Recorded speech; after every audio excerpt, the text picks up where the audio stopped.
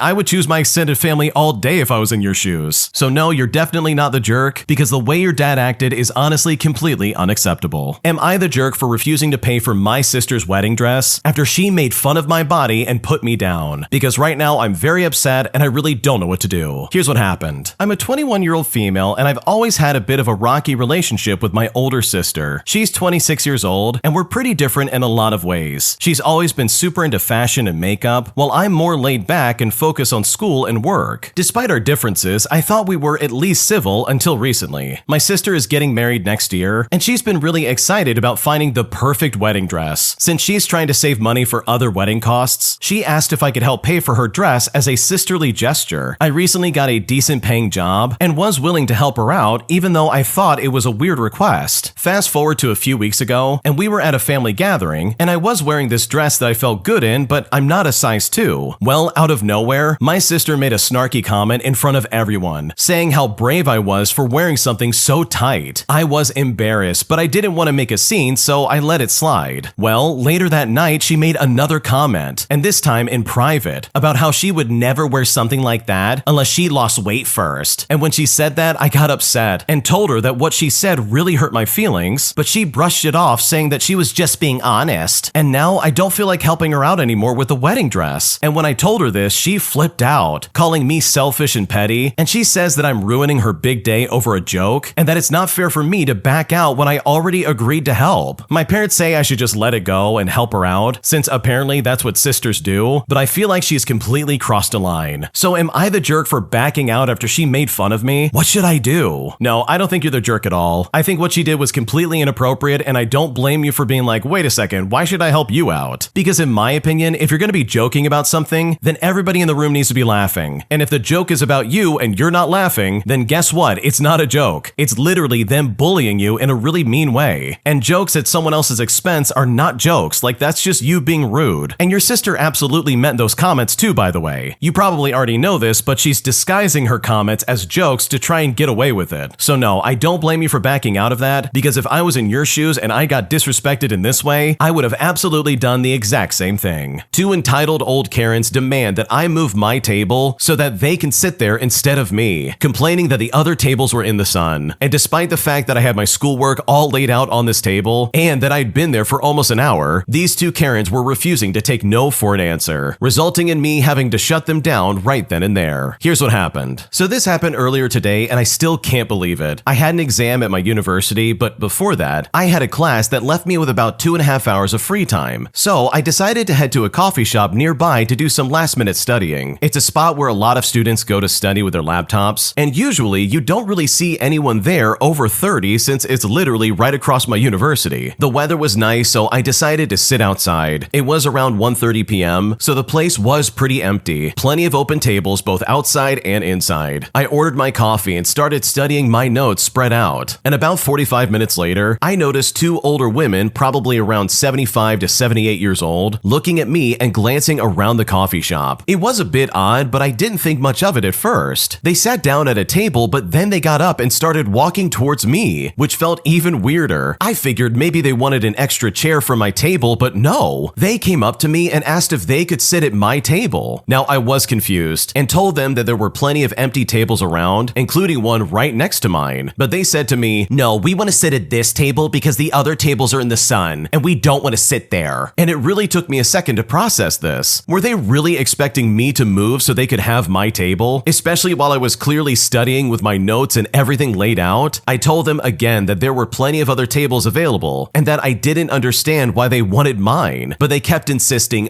can we sit here? And at this point, I wasn't sure if they wanted to sit with me or if they expected me to leave. But either way, I said, no, you can't. And then I went back to my work. Well, when I said that, they looked so offended, as if I had somehow personally insulted them. After that, they went to the waitress and started complaining about the situation. But obviously, there wasn't much the waitress could do. Eventually, they ended up leaving the cafe clearly annoyed. And this is by far, honestly, one of the most entitled experiences from an old person I've ever had in my life. Yeah, that's super weird in my opinion. You don't go up to someone who's clearly established at a table and be like, okay, we want your table. Can we sit here instead of you? The other table's in the sun. We don't want to deal with that. It's like, I'm sorry, but I got here first. That's the way these things go. Like, I took the time to snag this spot, so I absolutely should be entitled to it. And it's not like you're about to get up anytime soon either. You had 2.5 hours to study, and this is, relatively speaking, a quiet place to study on campus. So for these two old people to be like, yeah, you gotta move, I want to sit there. Like, that's super weird and just super entitled. And they should not have treated you like that because you definitely did not deserve it. If you like Am I the Jerk, you're probably going to love Am I the Genius. Check it out, link down below in the description. Also, go to amithejerk.com/submit if you would like to submit your own stories. Am I the jerk for not using my trust fund to save my best friend from becoming homeless? Because right now she's facing eviction, and after I said no that I won't pay for her rent, she called me stingy and selfish, saying that her siblings are gonna be homeless and it's gonna be my fault. Here's what happened. So in my country, every kid automatically gets a trust fund from the government that they receive when they turn 18, and the amount depends on how much the parents contribute to it, with most people getting around $1,000 to $2,000. My best friend received her trust fund back in April and got nearly $2,000 in total. She was really generous and decided to treat our entire friend group to dinner at an expensive restaurant. She also bought us multiple gifts, including giving me a paintbrush set, a book, a ring, some lip balm, and a scented candle. We all thought this was super sweet of her, and we were extremely grateful. A month later, I also received my trust fund on my 18th birthday, and it turns out that my parents had saved up nearly $20,000. I knew they had been saving up money for me, but I didn't realize it was this much. So I decided to learn from my friends' actions, and I took everyone out for brunch and I bought them each jewelry. Not long after that, my friend's family went through financial financial troubles. My friend used what was remaining of her trust fund to help out her family, but it wasn't enough. They're currently facing eviction if they don't pay the rent. And my friend reached out to me last week asking me for help and was practically begging me for over $100. Now, I feel bad, but I refused. I'm going to university very soon and I need that money. Buying gifts is one thing, but paying her rent might make her dependent on me, and she might continue asking me for rent money because I agreed one time. Well, when I said no, my friend was really upset with me, calling me selfish. She said that it's not like I need that much money anyways, since my parents would be paying for my university fees and my accommodation fees. Meanwhile, she has to take out student loans and get 2 jobs. She has 2 younger siblings ages 6 and 10, and she called me stingy for allowing them to be homeless, even though I have more than enough to help. I felt guilty, but I told her it's not my responsibility to take care of her family. So am I the jerk in this situation? What should I do? No, you're definitely not the jerk. Your friend is trying to use her younger siblings against you to try and be like, wow, you're gonna let them go homeless? And it's like, no, I'm not allowing anything. You're the one that can't pay for it. You are not to blame, all because they need money for rent. And honestly, if they really are like on the verge of homelessness, I would just give them the $100 and be like, okay, here you go, but I can't help you from here on out. Like, obviously, if you have the money, you should totally help out. But I totally understand your reasoning of being like, sorry, I can't help you. And also, the way that she bit your hand and basically treated you like garbage, all because you said no, you're not gonna help her out, like that, in my opinion, really stands out as like a manipulation tactic, especially when she's trying to be like, oh, think of the children. But it's like, seriously, why would you throw that at my doorstep and then try to blame me if you can't pay your rent? Like, why would you let it get to that point and then try to pretend like this is my fault all because you didn't plan properly, and then call the person that would help you out stingy when they're like, no, I can't help you out with this? Like, that's not only incredibly backwards, but it also makes me think that maybe they're not being completely honest. I don't know, maybe they are being honest, but it definitely seems like they're trying to trick you into getting some money. So no, I don't think you're the jerk for keeping that money in your trust fund, because that's meant for college. And in my opinion, that's exactly where it should go towards. My wife is constantly complaining about work and life, and is always being short with me and very rude. And now I'm questioning if she might be acting entitled, because right now I really don't know what to do. Here's what happened. Okay, so I've been thinking about this topic for a long time now, but as always, it's hard to find an answer without some other opinions. So if anyone here wants to weigh in to help me out, please feel more than welcome to do so. Now on to the actual case. I've been married to my current wife for almost 3 years, and overall it's great. We have our ups and downs just like everybody else, but we've always worked our problems out. However, there are some things my wife does that hurt me deeply, and she knows it but still does it. Firstly, she's always offended when I try to have some social life with a circle of friends from work. According to her, we never do things together, and it seems that I prefer to go out with friends rather than with her. Now, I would agree with her if it wasn't the fact that she refuses to go out whenever I ask her. She's always exhausted from work because she hates her current job, and it puts her on a frantic routine. That means I would never go out if I couldn't go with my friends. I understand how tired she constantly is and how lonely she may feel, but I wonder if there's any entitlement to complain about going out if she never feels like doing that. Secondly, she's always pissed at me for the pettiest of reasons. For example, last night we went to a comedy show that she really wanted to go to and got pissed off because when the show ended, I asked her out to have dinner, and why not just have some drinks as well? But I didn't know already where to go. After not even 5 minutes, she was already extremely annoyed and saying, let's just go home. Eventually, I found a place for us to go out, but from the moment that she felt annoyed on, she was always on the phone and almost never even looked at me in the eyes. Thirdly, she complains a lot. Sometimes she even belittles me when she has the chance. For example, her period started this last night, and today she told me, if you were feeling the pain that I'm under right now, you wouldn't even stand up. And I get that she feels a lot of pain during those times, and it makes her feel like crap, but it offends me because she's the one that constantly complains about pain and tiredness. I never complain about those things, especially because I don't feel I have a space at home to do so, and in the end, I just suck up all the pain that I feel. I never tell her when I have migraines, even though I have chronic migraines all the time, and I know how painful those can strike. Adding to the previous point, she also constantly complains to me about her co-working friends as if they're living their lives wrong. There's this woman that broke up her relationship recently, and all she wants to do is go out and drink, and my wife always comments to me how she's not well for doing this, and that she should seek therapy. At those moments, I'm always thinking to myself, let that woman live her life. That is her way of dealing with everything that she's going through. And when I don't agree with my wife, I'm the inconsiderate one that doesn't create a safe space for her. Fourth, and I promise this is the final point, she wants to receive lots of love without giving me anything. If I get a mere pat on the head or a scratch in my beard, that's a day that she gave me a lot. On the other hand, I have to constantly spoil her, whether I feed her, cuddle with her until she's hot and dismisses me, or give her massages. Literally, she asked me to massage her calves every single day at least twice. Now, I hope I was able to describe everything as impartial as possible, because I'm really struggling to find out if that behavior is entitlement or not. But you know what? It strikes a doubt in me when I feel she should say I'm sorry and just doesn't. That's something I almost never hear, and thinking about it sometimes makes me feel very hurt. So I'm honestly not sure if she's being entitled or not, because at this point, I really don't know what to do. Okay, I gotta be completely honest, it doesn't sound like your wife is being entitled, but instead, it kinda sounds like she's depressed. I'm not a doctor and I'm not trying to diagnose her, but it sounds like she is not in a good place. And it kinda makes sense why she would be like really short with you and tired all the time, and just overall really frustrated with life. You've described a lot of things that I've personally experienced in my own life, where I hate my job, I'm in pain, and I just don't like what's going on in life. And this feels super similar. And on that note, the original poster actually did clarify that yes, she is depressed. She has been apparently diagnosed by her therapist, so it sounds like that's at least a good step in the right direction, because what you described does not sound good for either of you, and I really hope this works out sooner than later. An entitled customer demands to get service outside of our work hours by practically begging me in the parking lot to help him before I leave. And even though I told him that we are quite literally closed as I'm locking up the store, this guy refused to take no for an answer. Here's what happened. So I don't know if my job counts as retail, as its main service is shipping packages for customers, but we do sell stuff as well, so I think it qualifies. I had just finished shutting down the computers and running end of day on the point of sale, and was in the bathroom changing out of uniform when I heard someone try to open the locked door, but I don't think much of it and I just continued to change. The phone started ringing, but since it was after hours, I ignored it. After it went to voicemail, they called again, but still, since we're closed, I ignored it. Once I finished changing, I took my stuff up front and started to pull the gate out and sliding it into place. Well, the customer sees this and knocks on the window. I look at him and I shake my head and he goes back to his car. I finish locking up and leave the store, ensuring the door is locked one last time before leaving. Well, that's when the customer walks up to me. They then say,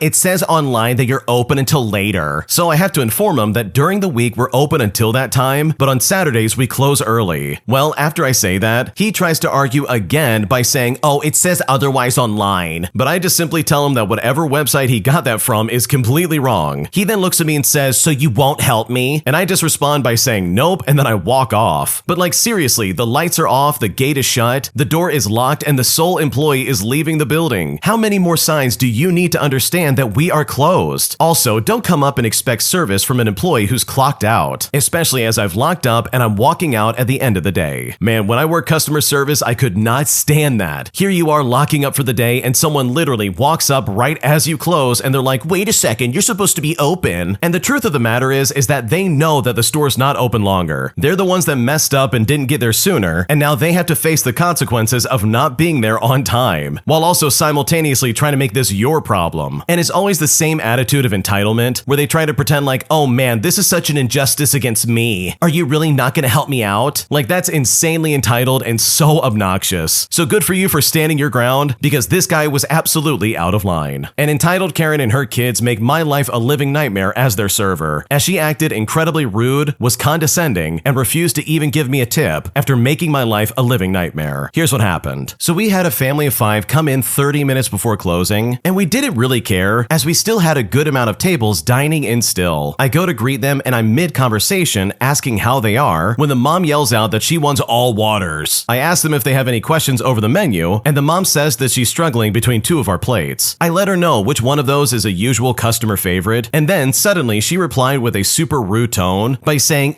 yeah, I know, I've ate here before. And I just thought to myself, well, okay then. Eventually they get the meals, and she tells me that everything looks like it was just slapped on together and there's no love in the food. So I just let her know that we can remake what she doesn't like, because honestly, it's just not worth the back and forth. I bring her a new meal, and she leaves it alone but keeps complaining to me about how it wasn't okay. I just apologize, because at this point, I just want them to eat and go home. They all ordered milkshakes, and when I brought them out, she joked by saying the milkshakes were free because I took more than 5 minutes to make 5 milkshakes. And again, I'm just thinking to myself, yeah, whatever. They then proceeded to pay, and they immediately put no tip on the tip options, to which at that point, I was just getting fed up. Meanwhile, they pay, and her kid is running around the restaurant with her milkshake, and all of a sudden, we see her kid drop the milkshake all over the floor. I walk by, and guess what? They just laugh. Not even say sorry or anything anything like that. They just laughed at the mess they made and then they left. And honestly, I hope they never come back because they were an absolute nightmare. Yeah, I can't stand customers like this because they really just don't care. They're not going to tip you, nothing ever is going to be good enough for them, and any mistake that anybody makes is going to be your fault even if you didn't do it. And the first meal that she got is a perfect example of that. Oh, it was slapped together. There was no love in this food. And it's like, yeah, there's no love in the food because you came in 30 minutes before closing, and you've been short with me and rude and given me an attitude since like the second you walked in. So yes, I totally understand where the original poster's coming from because this kind of customer is honestly so annoying to deal with. My mom is constantly criticizing my behavior while refusing to ever listen to anything I ever have to say about her. And now after enduring this my entire life, I'm honestly at my breaking point and I really don't know what to do. Here's what happened. To start things out, my mother and I have been through a lot. We've had multiple phases of our relationship being rocky, and this year it's only been getting worse and worse. The beginning of the summer, I gave her an ultimatum. If we are not able to work through all of this on our own, we need a therapist, and the boundary that she's not allowed to say things that invalidate my experience, such as I never did that or that didn't happen. Yesterday, my mom does one of those things that she does where she says, I'm gonna tell you something that you probably won't like to hear. And this time, it's a familiar one. She said to me, I feel like you don't care about contributing to the household because you won't give me your school grant money that's left over after your tuition is paid. And when she said this, I just shut up because we've had this conversation 5 times. It's not worth me telling her the same things I always tell her just for a fight to break out. So I leave it and I walk away. Then less than an hour later, she's like, I have something else I want to say. And at that point, I just tell her no. I tell her I don't want to talk. I don't want to repeat the same conversations that we've had. But she always pushes me and I just blow up a little. She expresses that she thinks that she's had an epiphany as to why she's feeling the way she does. And I just say, okay, I'm sorry that I blew up. Let me just calm down for a minute. We go on to have a fairly productive conversation until I apparently trigger her. Now, I use the word trigger loosely, and it's not because I don't think triggers are real or any of that stuff, but rather because this particular trigger is any description of her behavior as being negative. In fact, there are several words that are banned because of this trigger, and we're talking words like yell, shout, scream, snap, snarl, gripe, complain, criticize, raise your voice, nasty, mean, loud, tense, angry. I mean, you name it, it's pretty much banned. We were having a productive conversation about appreciation and the ability to show it. She was talking about how she wishes I would do work in front of her or talk to her about how she looks tired, etc. And I was expressing the fact that I taught myself to never do these things because some of the times it's the wrong thing to do and then she screams at me. And obviously I didn't say that because I was dancing around her supposed trigger words, but I think you catch my drift. I believe my exact sentence was that you can have a negative reaction, snap or yell at me, or just be upset. Her reaction to this trigger is always resorting to dismissing what I'm telling her and telling me that it didn't happen. She then said to me, this is really hard for me to hear from you right now because I haven't yelled at you for years. Now, we had a fight at the beginning of the summer that led to me giving her that ultimatum about finding a therapist, in which I finally managed to meet all of her requirements of me regulating my behavior and walked away appropriately, even though she was screaming like crazy at me from the kitchen as I was going down the stairs. So I just walked away, which is something I told her I would do every time she invalidates my experience. And in fact, we didn't talk for the rest of that day. Today, people are sleeping in, and I see on my phone that she had to go out at 2 o'clock in the morning to help a family friend. So I take care of the dogs. Now, while I'm finishing up my breakfast in the kitchen, suddenly everyone in the household is present. My mother says thank you for feeding the dogs, and I want to be nasty to her. I'm frustrated about the day before, and I'm angry at her. And I'm resentful that she can go about her way to help this random kid, but she doesn't care enough about our relationship to manage her own triggers. So I don't say anything. I ignore her and I take my food and then I just leave. I don't trust myself enough in that moment to say anything nice, so I don't say anything. Now, not immediately, but within the next 5 minutes, she comes down to my room and asks me if I'm not speaking to her. And I say, no, I'm not. She then says, well, why not? And I respond by saying that I'm feeling angry right now. Well, apparently this is unacceptable to her. She's then telling me, well, why could you possibly be angry? It went so well. Everyone did great. Meanwhile, she's standing in my doorway, trapping me in my room and trapping me in this conversation, demanding an explanation for why I feel the way I'm feeling and why I chose not to engage with her. I did my best to stay as calm as I could and communicate clearly about what I was feeling and why, but nothing I said was acceptable to her. It wasn't okay that I felt angry because of her actions. It wasn't okay that I felt frustrated that she's unable to even try to manage her own triggers. It wasn't okay that I'm upset that I'm always always the one who has to remove myself from the situation. And she's standing there glaring at me, asking me to calm down. I have no way to walk away. She has trapped me in my room in this conversation and is repeatedly telling me that nothing happened. And I have to scream at her that she needs to leave in order to get her out of my doorway and get out of this conversation. She's allowed to tell me anytime that I'm too loud, or I sound angry, or that I'm shouting, or I'm screaming, or anything. And she's even allowed to tell me that I'm invalidating her feelings anytime she wants to, or that I need to calm down or walk away. But she never walks away. She never manages her triggers, or even treats me with the baseline respect of assuming that I'm not lying to make her look bad. I'm just so sick of this. She thinks she's entitled to my emotional support of her at any point in time, without regards of what I'm thinking or feeling. And she's entitled to say whatever she wants about my behavior. But if I criticize her, I'm the bad guy and nothing happened. She never apologizes for her behavior, she never makes amends, and she never changes her behavior. She thinks she's entitled to my constant improvement without putting any effort into our relationship. I wish to God that I didn't have to live here. My life is the best it's been in a long time, and she seems set on making sure that the beginning of my semester is a nightmare. I am so close to being able to take an actual career and actually break free of this garbage. I'm about to get a goal I've been working for so long to reach. She doesn't see that she's burning these bridges between us by refusing to even try and improve our relationship, because right now I'm extremely frustrated, and at this point I really don't know what to do. Okay, I'm gonna say this bluntly, but I really think that your mom's a narcissist. Like, she is absolutely hitting all the marks, in my head at least, of someone who is clearly trying to manipulate you and treat you like garbage. Like, my God, if I was in your shoes, I would be moving out yesterday. Like, there's no way I would want to live with that. Clearly, you're a way better person than me, because you're at least trying to make this relationship work, but man, this sounds like a rough one. So seriously, I really hope you're able to get out of there sooner than later, because your mom sounds like an absolute jerk. When you subscribe, make sure to hit the bell to turn on notifications. To finish listening to all the stories, check out the playlist at the top of the description. And if you like Am I the Jerk, make sure to subscribe to Am I the Genius. Everything will be linked down below in the description.